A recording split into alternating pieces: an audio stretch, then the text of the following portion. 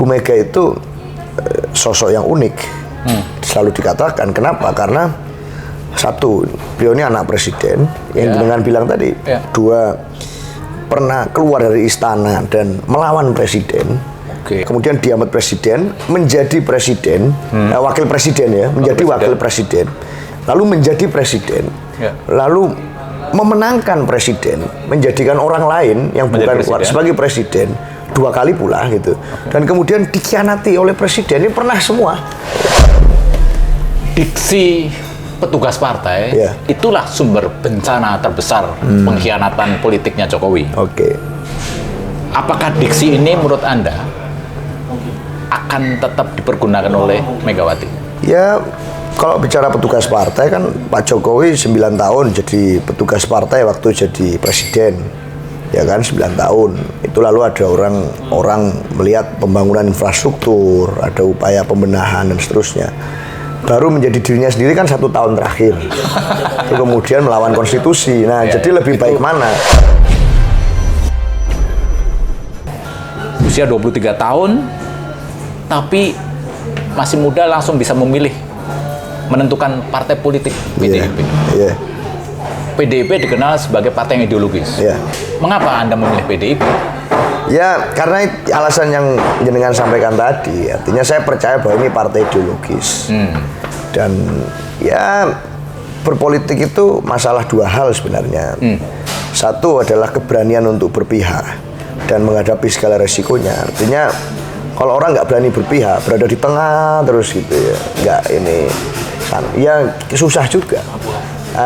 Ideologi itu butuh disiplin, dan disiplin itu kadang memang tidak enak. Dan berisiko lah ya. Dan berisiko. Berisikonya karena ya kita berpotensi punya lawan. Itu. Tetapi saya kira itu kan di sepanjang sejarah umat manusia itulah posisi yang terhormat saat kita memegang teguh keyakinan kita. Bahkan pada saat harus berseberangan dengan orang lain, di sanalah kita menaruh rasa saling respect. Artinya kalau kita sama-sama berkeyakinan teguh, akan menjadi tidak respect kalau kemudian ada orang yang mudah saja berpindah ke sana kemari gitu, karena kena ujian, kena tantangan berpindah. Artinya saya simpulkan, Anda lebih mengutamakan idealisme daripada pragmatisme. Ya, saya lebih memilih untuk mengambil keberpihakan itu.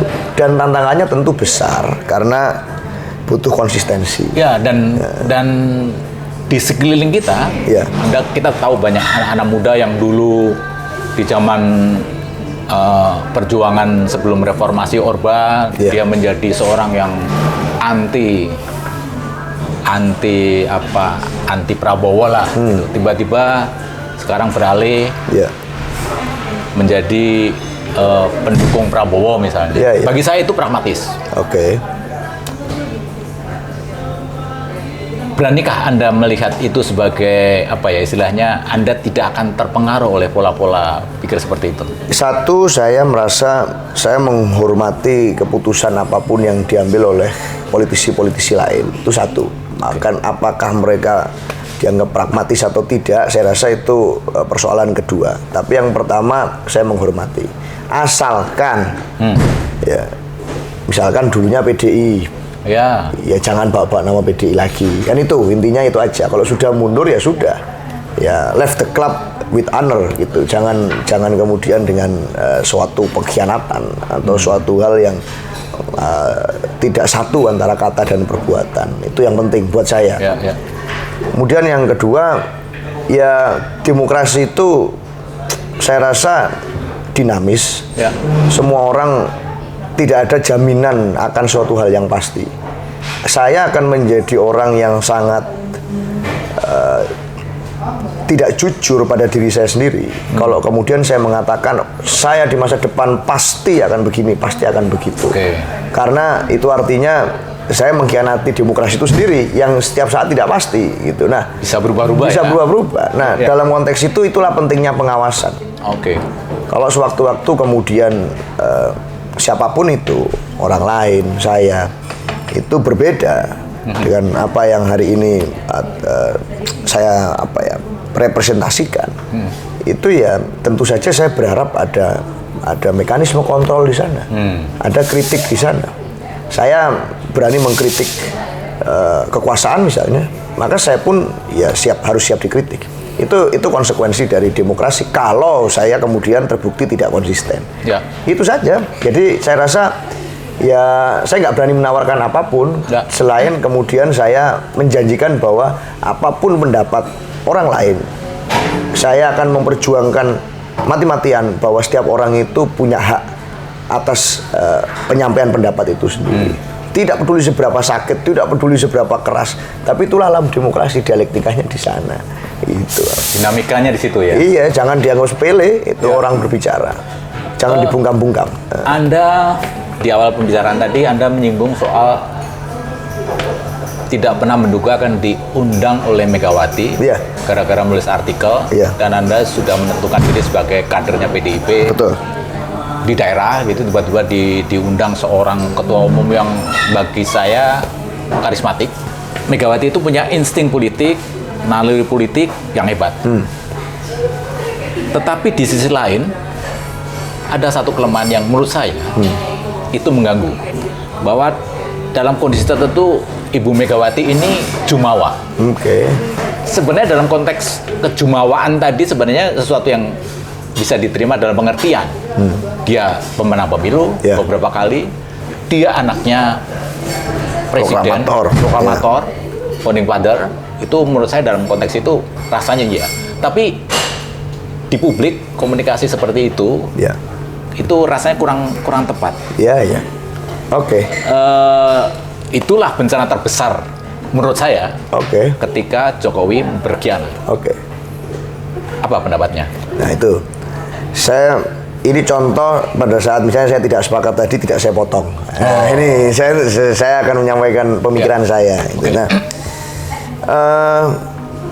buat saya Bu Mega itu contoh politisi yang agak berbeda dengan contoh politisi yang kita punya hari ini. Cara komunikasi politiknya Bu Mega itu sangat mirip dengan cara komunikasi politik di era kita berjuang dulu. Apa itu? Straight to the point. Belak-belakan. Hitam putih? Hitam dan putih, iya, tidak. Ini suatu hal yang hari ini jarang ditemui karena seringkali politik kita itu dikosmetifikasi. Itu artinya omongan itu dibaik-baikan, itu diameliorasikan. Lebih ke pencitraan gitu ya? Dilakukan pencitraan, upaya manipulasi citra itu dipoles agar semua terkesan baik-baik saja gitu. Tetapi di belakang dilakukan operasi kesana kemari. Panggung depan, panggung belakang? Panggung depan, panggung belakang tidak sama. Nah, saya rasa Bu Mega bukan lahir dari era seperti itu. Dan perjuangan di era Orde Baru itu membuat beliau tumbuh sebagai pribadi yang harus berani bicara apa adanya. Nah, itu kenapa kita pakai quote-nya Raden Wijaya itu, Satyam Eva Jayate, benaran pasti menang itu, karena ya kita terbiasa untuk. Itu quote ditaruh di mana? Itu selalu digunakan oleh PDI Perjuangan. Artinya di DPP partai pun ditulis besar-besar. Maka itulah yang kemudian jadi panduan. Bu Mega itu sosok yang unik.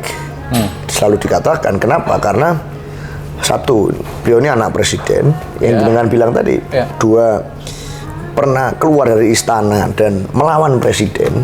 Di era Orde Baru itu saya rasa menjadi anak Bung Karno bukan satu hal yang mudah. Karena ada proyek desoekarnoisasi di sana. Termasuk kuliah pun dihambat. Iya, mendukung Bung Karno saja repot, apalagi jadi putrinya akan jauh lebih repot. Tapi beliau masuk partai di situ dan berproses dari bawah. Jadi pengurus DPC, wakil ketua DPC Jakarta Selatan. Artinya itu proses. Lalu melawan presiden, anak presiden melawan presiden. Dan dihambat oleh presiden? Iya, kemudian dihambat presiden, menjadi presiden, wakil presiden ya, menjadi wakil presiden. Lalu menjadi presiden, lalu memenangkan presiden, menjadikan orang lain yang bukan sebagai presiden, 2 kali pula gitu. Dan kemudian dikhianati oleh presiden, ini pernah semua. Jadi saya rasa berbagai peristiwa dan pengalaman yang ada kaitannya dengan diksi presiden ini pernah dialami oleh dan hanya satu orang ini yang pernah di Republik, tidak ada orang lain seperti itu yang saya sebutkan tadi itu, tidak ada. Maka kalau kemudian Bu Mega merasa dengan ketua umum partai politik lain pengalaman subjektifnya berbeda, bukan suatu hal yang aneh buat saya. Nggak pernah ada yang mengalami seperti itu. Buat saya Bu Mega ini kamus ensiklopedia sejarah hidup yang ada di Indonesia, yang tahu berbagai macam cerita tentang idealisme politik, pragmatisme politik, apa yang orang latar belakang orang ABCDE ini tahu betul. Maka pada saat bicara ya apa adanya, dap, buat banyak orang mengagetkan, terkejut-kejut, sakit hati, marah dan seterusnya, yang menjadi alasan-alasan yang tidak masuk akal buat saya. Karena alasan Bu Mega menyampaikan dengan cara seperti itu adalah karena contoh pada saat yang itu menjadi digoreng-goreng itu Pak, waktu zaman HUT partai berapa waktu itu sangat keras Bu Mega menyatakan itu ya? Ya, tidak boleh 3 periode. Oh ya.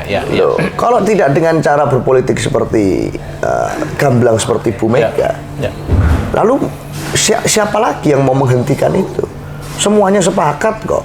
Semua kekuatan politik mau, padahal itu jelas menabrak konstitusi dan kesepakatan kita. Maka Bu Mega prototipe politisi yang ya ngomong apa adanya, straight to the point. Nah, oleh karena itu, kalau ada politisi, ya menteri atau apapun elit politik kita yang lebih suka dengan gaya politik yang dalam tanda kutip pencitraan itu tadi, ini akan sangat terkaget-kaget saat Pak Prabowo jadi presiden.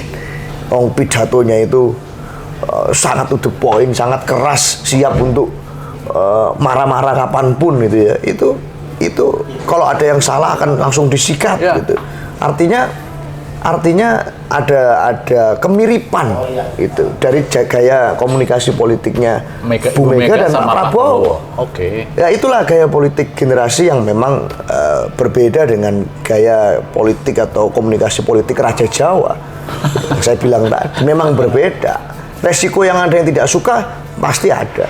Tetapi ya ada baiknya mungkin kita belajar untuk jujur dalam konteks ini bahwa ya kadang memang perlu yang seperti itu. Faktanya Bu Mega sampai sekarang masih jadi politisi perempuan yang sangat kuat, yang mampu menyolidkan partai sebesar PDI Perjuangan. Jadi ya alasan logical reasonnya itu. Diksi petugas partai itu sebenarnya hal itu hal biasa. Dalam banyak kejadian kayak misalnya Nasdem membawa Anies Baswedan, toh itu konteksnya juga disebut sebagai petugas partai. Tetapi secara umum, gara-gara yang memulai pengucapan petugas partai itu adalah seorang Megawati, itu menjadi kesannya antara seorang atasan dan bawahan. Kesannya begitu kan. Dan bagi saya itulah sumber bencana terbesar pengkhianatan politiknya Jokowi. Apakah diksi ini menurut Anda akan tetap dipergunakan oleh Megawati? Ya, kalau bicara petugas partai kan Pak Jokowi 9 tahun jadi petugas partai waktu jadi presiden. Ya kan 9 tahun. Itu lalu ada orang melihat pembangunan infrastruktur, ada upaya pembenahan dan seterusnya. Baru menjadi dirinya sendiri kan 1 tahun terakhir. Itu kemudian melawan konstitusi. Nah, jadi lebih baik mana? Itu dirinya sebenarnya itu. Dirinya sebenarnya, jadi lebih baik mana menjadi petugas partai atau kemudian keluar dari rel seperti itu? Saya nggak ngerti. Nah, itu silakan dikomparasikan nanti. Nah, tetapi sebenarnya kalau bicara petugas partai kan kemarin waktu pilkada banyak sekali politisi yang berebut jadi petugas. Karena partai-partai sebelum mengeluarkan surat rekom biasanya didahului surat tugas. Otomatis kalau memegang surat tugas kan jadi petugas yang bertugas atas partai. Nah, semuanya kemarin berebut itu jadi petugas, mencari surat tugas partai untuk maju pilkada loh. Ini kan suatu kontradiksi gitu loh. Namanya partai politik tuh ya harus punya disiplin buat saya. Memang di luar negeri kalau kita membaca teori institusionalisasi partai, ada namanya parti aparatus atau bahasa Indonesianya petugas partai, aparat kepartaian, aparatus partai. Artinya ya itu bukan diksi yang salah secara teori. Tapi kan orang tidak terbiasa dengan satu konsep. Ada suatu sentimen yang sangat negatif terhadap partai politik bahwa partai itu ajang mencari kekuasaan, tempat politisi yang nggak bisa jadi teladan, busuk gitu kan. Ada bayangan persepsi umum seperti itu.